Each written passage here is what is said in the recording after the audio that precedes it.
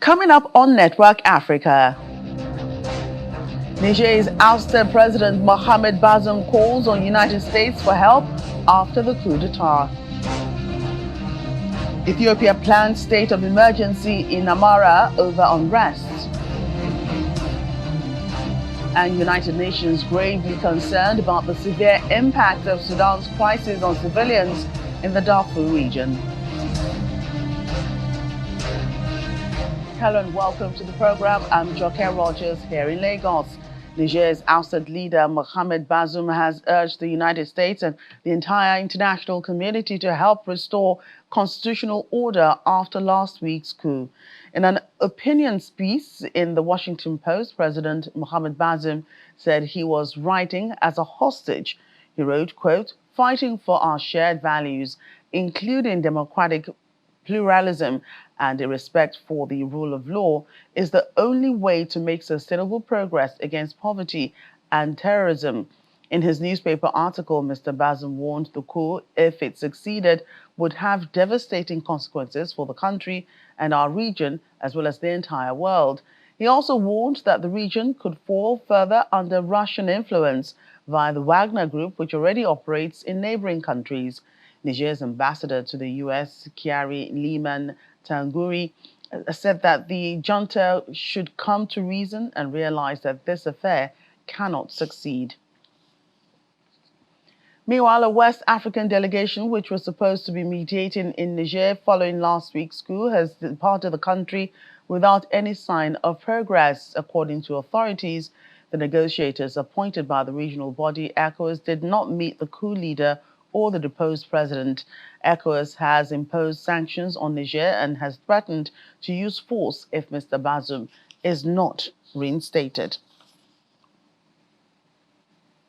In the meantime, Niger's military junta has cut ties with Nigeria, Togo, the United States, and France following failed talks with a delegation from the regional bloc ECOWAS the talks that were aimed at resolving the political standoff after President Mohammed Bazoum's ousting last week. Junta member Colonel Amadou Abdurrahmani made the announcement on state TV on behalf of the coup leaders, recalling Niger's ambassadors from those four nations. And speaking of France, the junta revoked a raft of military cooperation agreements with the country, a decision that could drastically reshape a fight against Islamist insurgents in the region after the ousting of President Bazoum last week.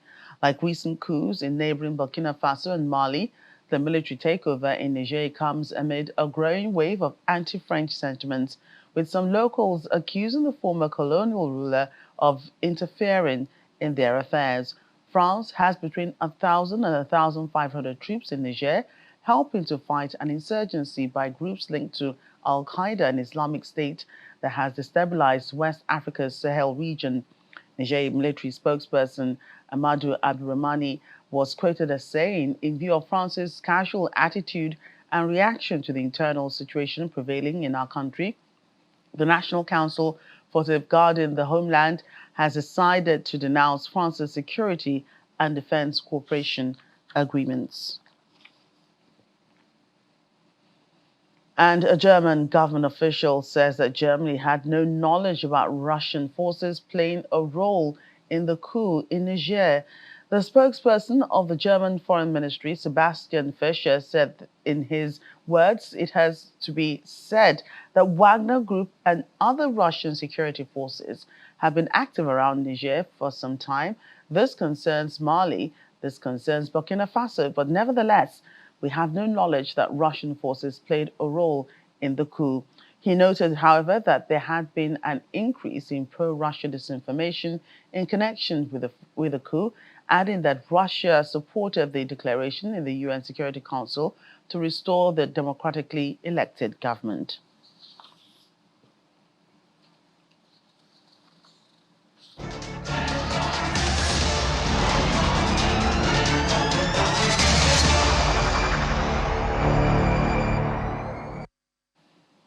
And to our coverage of the war in Sudan, the United Nations Integrated Transition Assistance Mission in Sudan UNITAMS, has expressed concern about the impacts of the fighting between the warring factions in Sudan, which is taking its toll on civilians in the Darfur region. Briefing journalists, United Nations spokesperson Farhan Haq says the UN mission strongly condemns attacks on civilians and public facilities. The United Nations Integrated Transition Assistance Mission in Sudan said today that it is gravely concerned about the severe impact of the fighting between the rapid support forces supported by Arab militias and the Sudanese armed forces on civilians in the Darfur region.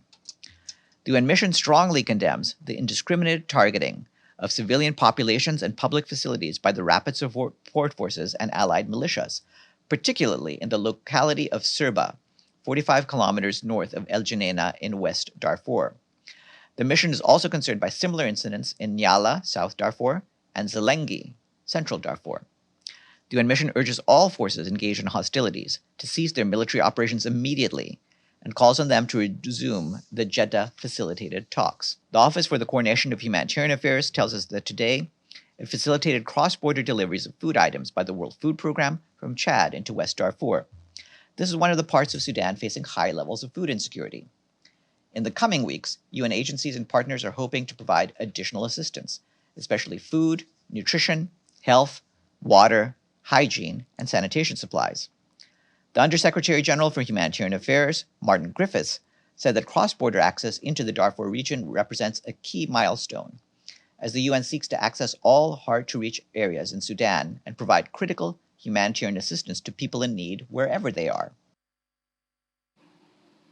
Meanwhile, the United Nations Food and Agriculture Organization is warning that over 20 million Sudanese people, representing over 42% of the national total population, are experiencing high levels of acute food insecurity.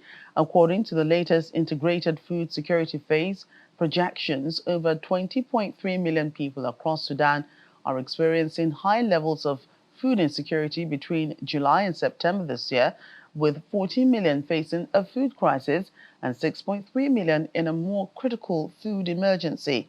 The report attributes this alarming situation to the ongoing armed conflict in Sudan, coupled with the subsequent economic downturn and mass displacement, particularly affected regions which include the capital city Khartoum, as well as the western Darfur region and the southern state of South Kordofan.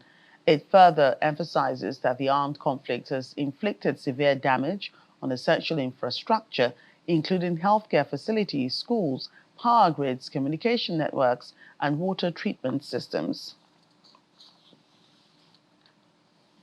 Sudanese refugees living in a camp in the Chadian city of Adre have opened small ventures and makeshift tents to offer services for the thousands of people who fled violence back home.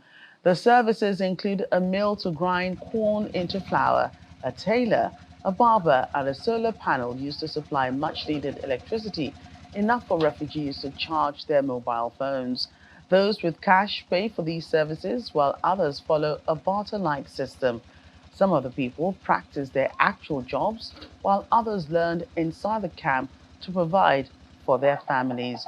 Hundreds of thousands of Sudanese have fled to Chad since the conflict began over 100 days ago.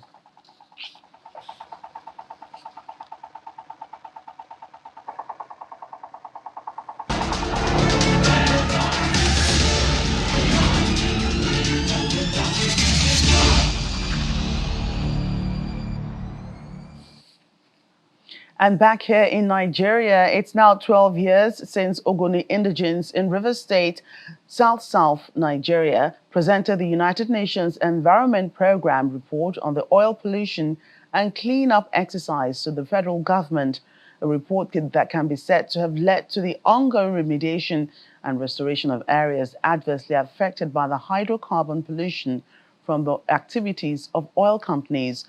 On this backdrop, the Board of Trustees of the Ogoni Trust Fund explains that the UNEP had done quality water scheme projects for the community, as well as remediated huge land areas for Ogoni land. August the 4th reminds the people of Ogoni in River State of their turning point from the woes of environmental pollution that bedeviled their socioeconomic lives for decades, as it is a day that gives them a feeling of hope that the environment would soon be restored and their cries heard. After the federal government's intervention, the United Nations Environmental Programme UNEP was commissioned to carry out a thorough impact assessment and make appropriate recommendations, and that report was presented on the 4th of August 2011, exactly 12 years ago. Movement and gene. How much has been achieved by the Hydrocarbon Pollution Remedial Project, HIREP, an organization established by the recommendations of UNEP report to clean up and restore the polluted area?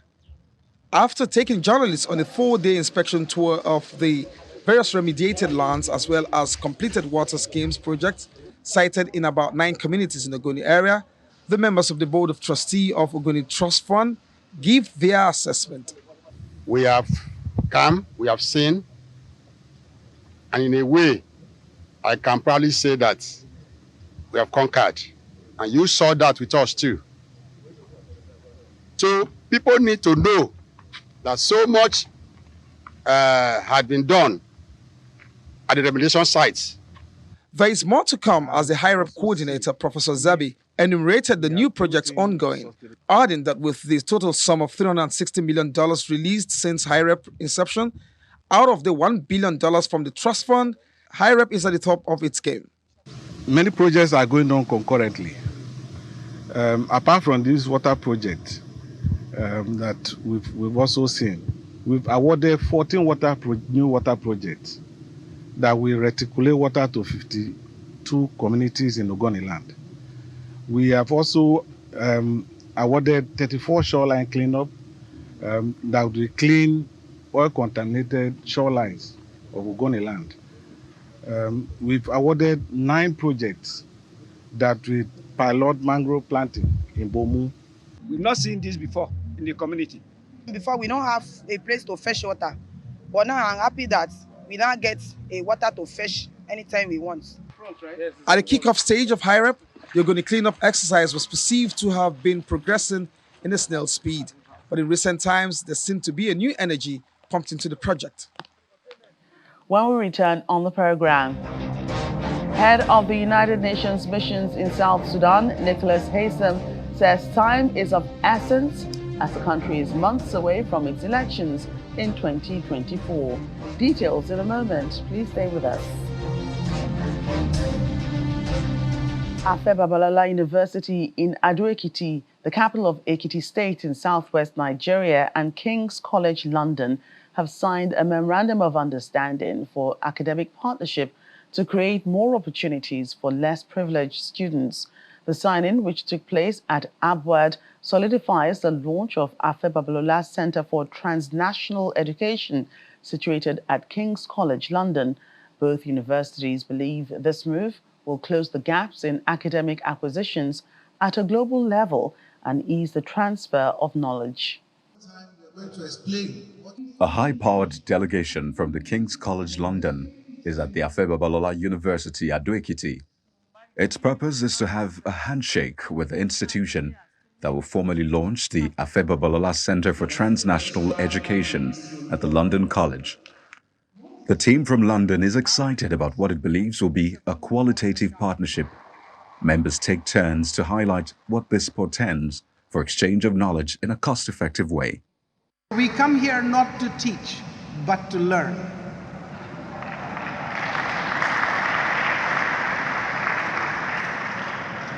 And we are so fortunate and so thankful to you, RAFA, that we can now work together thanks to the very generous support that you have provided for us to work together from today into the future forever. We can see already how our board is linking up with major universities in the world. But on the continent of Africa, it should be possible to have a classroom in which a student in Abwad is connecting with a student in Nairobi, connecting with a student in Uganda, in Ghana, without actually leaving the comfort of your classroom. It's a partnership that recognizes that flexibility, that adaptability, and impact really truly matters. So we're not partnering with every single university. We're partnering with our board and with like-minded universities.